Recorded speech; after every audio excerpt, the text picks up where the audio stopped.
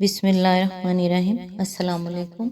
آج کی بات، اپنے ہمسفر سے اپنے جیسا ہونے کی امید مت کیجیے، کیونکہ آپ کسی کا سیدھا ہاتھ اپنے سیدھے ہاتھ میں پکڑ کر اس کے ساتھ کبھی نہیں چل سکتے۔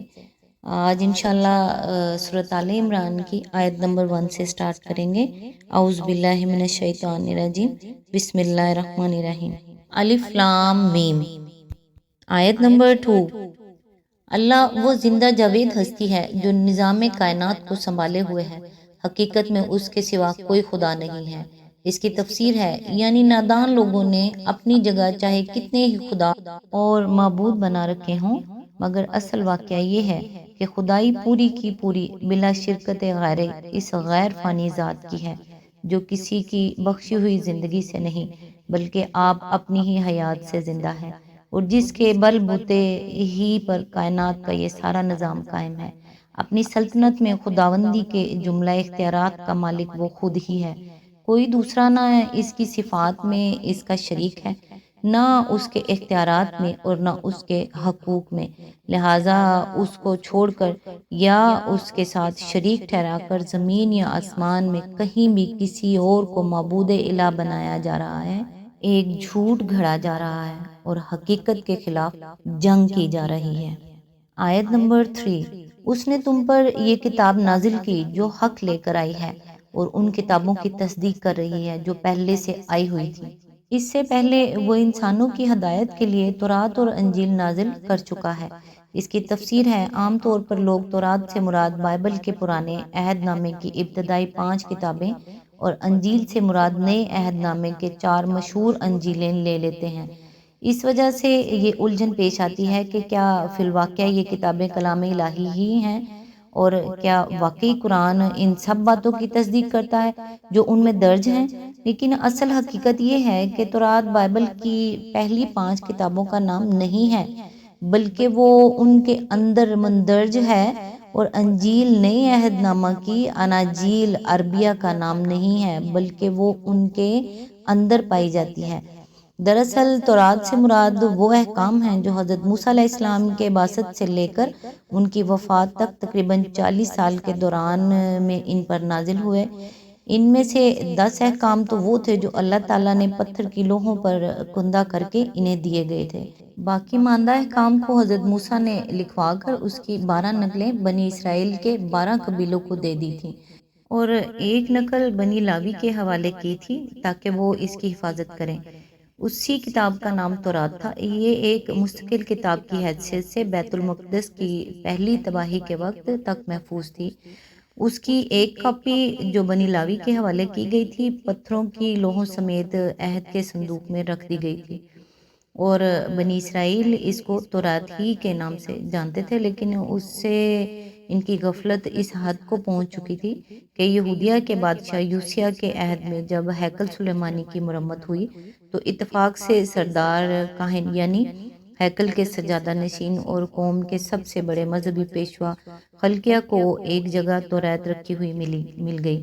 اور اس نے ایک عجوبے کی طرح اسے شاہی منشی کو دیا، اور شاہی منشی نے اسے لے جا کر بادشاہ کے سامنے اس طرح پیش کیا جیسے ایک عجیب انکشاف ہوا ہے۔ یہی وجہ ہے کہ جب بخت نصر نے یروشلم فتح کیا اور ہیکل سمیت شہر کی اینٹ سے اینٹ بجا دی، تو بنی اسرائیل نے تورات کے وہ اصل نسخے جو ان کے ہاں طاق نسیاں پر رکھے ہوئے تھے اور بہت تھوڑی تعداد میں تھے، ہمیشہ کے لیے گم کر دیے۔ پھر جب عزرا کاہن عزیر کے زمانے میں بنی اسرائیل کے بچے کچے لوگ بابل کی اسیری سے واپس یروشلم آئے اور دوبارہ بیت المقدس تعمیر ہوا، تو عزرا نے اپنی قوم کے چند دوسرے بزرگوں کی مدد سے بنی اسرائیل کی پوری تاریخ مرتب کی، جو اب بائبل کی پہلی 17 کتابوں پر مشتمل ہے۔ اس تاریخ کے 4 باب یعنی خروج، اخبار، گنتی اور استثنا حضرت موسیٰ علیہ السلام کی سیرت پر مشتمل ہے، اور اس سیرت ہی میں تاریخ نزول کی ترتیب کے مطابق تورات کی وہ آیات بھی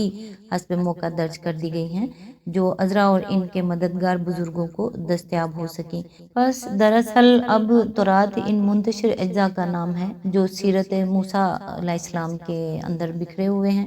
ہم انہیں صرف اس علامت سے پہچان سکتے ہیں کہ اس تاریخی بیان کے دوران میں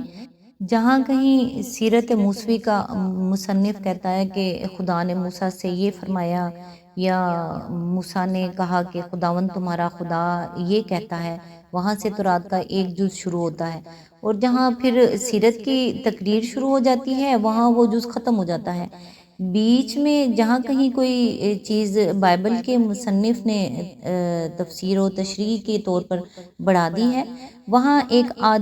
عام آدمی کے لیے یہ تمیز کرنا مشکل ہے کہ آیا یہ اصل تورات کا حصہ ہے یا شرح و تفسیر کا۔ تاہم جو لوگ کتب آسمانی میں بصیرت رکھتے ہیں وہ ایک حد تک صحت کے ساتھ یہ معلوم کر سکتے ہیں کہ ان اجزاء میں کہاں کہاں تفسیری و تشریحی اضافے ملحق کر دیے گئے ہیں۔ قرآن انہی منتشر اجزاء کو تورات کہتا ہے اور انہی کی وہ تصدیق کرتا ہے، اور حقیقت یہ ہے کہ ان اجزاء کو جمع کر کے جب قرآن سے ان کا مقابلہ کیا جاتا ہے تو بجز اس کے کہ بعض مقامات پر جزوی احکام میں اختلاف ہے، اصولی تعلیمات میں دونوں کتابوں کے درمیان یکسر فرق نہیں پایا جاتا، آج بھی ایک ناظر صریح طور پر محسوس کر سکتا ہے کہ یہ دونوں چشمے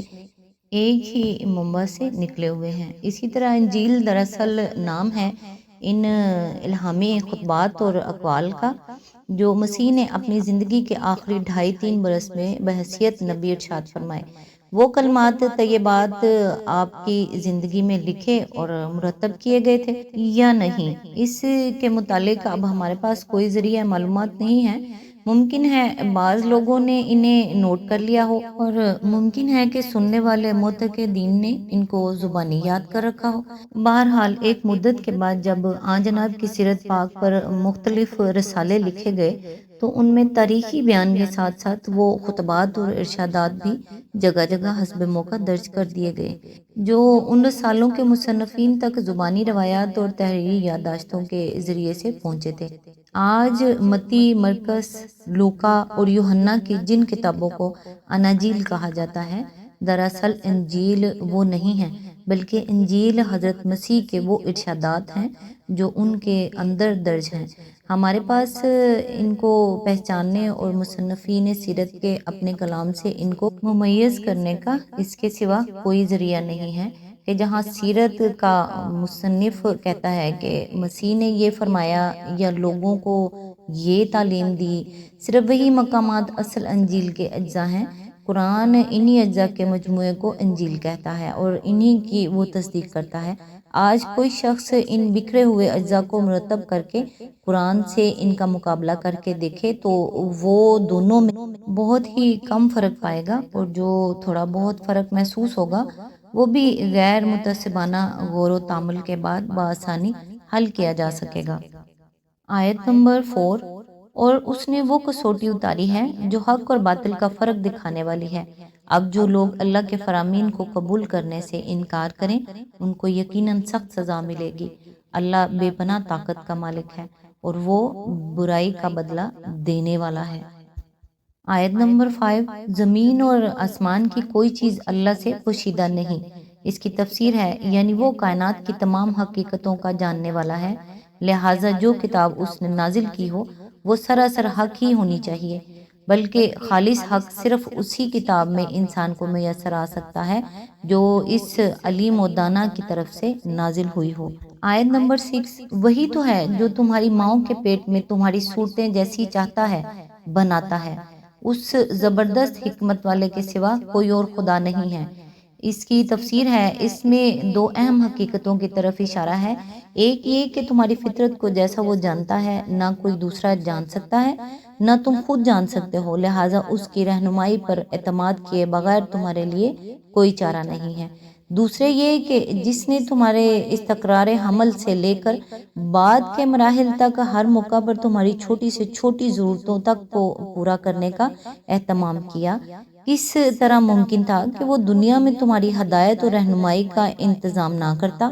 حالانکہ تم سب سے بڑھ کر اگر کسی چیز کے محتاج ہو تو وہ یہی ہے۔ آیت نمبر 7، وہی خدا ہے جس نے یہ کتاب تم پر نازل کی ہے۔ اس کتاب میں دو طرح کی آیات ہیں، ایک محکمات جو کتاب کی اصل بنیاد ہیں، اور دوسری متشابہات جن لوگوں کو دلوں میں ٹیڑھ ہے وہ فتنے کی تلاش میں ہمیشہ متشابہات ہی کے پیچھے پڑے رہتے ہیں اور ان کو معنی پہنانے کی کوشش کیا کرتے ہیں، حالانکہ ان کا حقیقی مفہوم اللہ کے سوا کوئی نہیں جانتا۔ بخلاف اس کے جو لوگ علم میں پختہ کار ہیں وہ کہتے ہیں کہ ہمارا ان پر ایمان ہے، یہ سب ہمارے رب ہی کی طرف سے ہیں، اور سچ یہ ہے کہ کسی چیز سے صحیح سبق صرف دانش مند لوگ ہی حاصل کرتے ہیں۔ محکم پکی اور پختہ چیز کو کہتے ہیں۔ آیات محکمات سے مراد وہ آیات ہیں جن کی زبان بالکل صاف ہے، جن کا مفہوم متعین کرنے میں کسی اشتباہ کی گنجائش نہیں ہے، جن کے الفاظ معنی مدعا پر صاف اور صحیح دلالت کرتے ہیں، جنہیں تاویل کا تختہ مشق بنانے کا موقع مشکل ہی سے کسی کو مل سکتا ہے۔ یہ آیات کتاب کی اصل بنیاد ہیں، یعنی قرآن جس غرض کے لیے نازل ہوا ہے اس غرض کو یہی آیتیں پورا کرتی ہیں۔ انہی میں اسلام کی طرف دنیا کی دعوت دی گئی ہے، انہی میں عبرت اور نصیحت کی باتیں فرمائی گئی ہیں، انہی میں گمراہیوں کی تردید اور راہ راست کی توضیح کی گئی ہے، انہی میں دین کے بنیادی اصول بیان کیے گئے ہیں، انہی میں عقائد، عبادات، اخلاق، فرائض اور امر و نہی کے احکام ارشاد ہوئے ہیں۔ بس جو شخص طالب حق ہو اور یہ جاننے کے لیے قرآن کی طرف رجوع کرنا چاہتا ہو کہ وہ کس راہ پر چلے اور کس راہ پر نہ چلے، اس کی پیاس بجھانے کے لیے آیات محکمات ہی اصل مرجع ہیں، اور فطرتاً انہی پر اس کی توجہ مرکوز ہوگی اور وہ زیادہ تر انہی سے فائدہ اٹھانے میں مشغول رہے گا۔ متشابہات یعنی وہ آیات جن کے مفہوم میں اشتباہ کی گنجائش ہے۔ یہ ظاہر ہے کہ انسان کے لیے زندگی کا کوئی راستہ تجویز نہیں کیا جا سکتا جب تک کائنات کی حقیقت اور اس کے آغاز اور انجام اور اس میں انسان کی حیثیت اور ایسے ہی دوسرے بنیادی امور کے متعلق کم سے کم ضروری معلومات انسان کو نہ دی جائیں، اور یہ بھی ظاہر ہے کہ جو چیز انسان کے حواس سے ماورا ہیں، جو انسانی علم کی گرفت میں نہ کبھی آئی ہیں نہ آ سکتی ہیں، جن کو اس نے نہ کبھی دیکھا، نہ چھوا، نہ چکھا، ان کے لیے انسانی زبان میں نہ ایسے الفاظ مل سکتے ہیں جو انہیں کے لیے وضع کیے گئے ہوں، اور نہ ایسے معروف اسالیب بیان مل سکتے ہیں جن سے ہر سامع کے ذہن میں ان کی صحیح تصویر کھینچی جائے۔ لا محالہ یہ ناگزیر ہے کہ اس نوعیت کے مضامین کو بیان کرنے کے لیے الفاظ اور اسالیب بیان وہ استعمال کیے جائیں جو اصل حقیقت سے قریب تر مشابہت رکھنے والی محسوس چیزوں کے لیے انسانی زبان میں پائے جاتے ہیں۔ چنانچہ مابعد الطبعی مسائل کے بیان میں قرآن کے اندر ایسی ہی زبان استعمال کی گئی ہے، اور متشابہات سے مراد وہ آیات ہیں جن میں یہ زبان استعمال ہوئی ہے، لیکن اس زبان کا زیادہ سے زیادہ فائدہ بس اتنا ہی ہو سکتا ہے کہ آدمی کو حقیقت کے قریب تک پہنچا دے یا اس کا ایک دھندلا سا تصور پیدا کر دے۔ ایسی آیات کے مفہوم کو متعین کرنے کی جتنی زیادہ کوشش کی جائے گی اتنے ہی زیادہ اشتباہات اور احتمالات سے سابقہ پیش آئے گا، حتیٰ کہ انسان حقیقت سے قریب تر ہونے کی بجائے اور زیادہ دور ہوتا چلا جائے گا۔ بس جو لوگ طالب حق ہیں اور ذوق فضول نہیں رکھتے وہ تو متشابہات سے حقیقت کے اس دھندلے تصور پر قناعت کر لیتے ہیں جو کام چلانے کے لیے کافی ہے، اور اپنی تمام تر توجہ محکمات پر صرف کرتے ہیں، مگر جو لوگ بالفضول یا فتنہ جو ہوتے ہیں ان کا تمام تر مشغلہ متشابہات ہی کی بحث و تنقیب ہوتا ہے۔ یہاں کسی کو یہ شبہ نہ ہو کہ جب وہ لوگ متشابہات کا صحیح مفہوم جانتے ہی نہیں تو ان پر ایمان کیسے لے آئے۔ حقیقت یہ ہے کہ ایک معقول آدمی کو قرآن کے کلام اللہ ہونے کا یقین محکمات کے مطالعہ سے حاصل ہوتا ہے، نہ کہ متشابہات کی تعویل سے۔ اور جب آیات محکمات میں غور و فکر کرنے سے اس کو یہ اطمینان حاصل ہو جاتا ہے کہ یہ کتاب واقعی اللہ ہی کی کتاب ہے، تو پھر متشابہات اس کے دل میں کوئی خلجان پیدا نہیں کرتے۔ جہاں تک اس کا سیدھا سادہ مفہوم اس کی سمجھ میں آ جاتا ہے، اس کو وہ لے لیتا ہے، اور جہاں پیچیدگی رونما ہوتی ہے وہاں کھوج لگانے اور مشگافیاں کرنے کے بجائے وہ اللہ کے کلام پر مجمل ایمان لا کر اپنی توجہ کام کی باتوں کی طرف پھیر دیتا ہے۔ آج تک کے لیے اتنا ہی، نیکسٹ انشاءاللہ آیت نمبر 8 سے سٹارٹ کریں گے۔ تب تک کے لیے دعاؤں میں یاد رکھیے گا۔ اللہ حافظ۔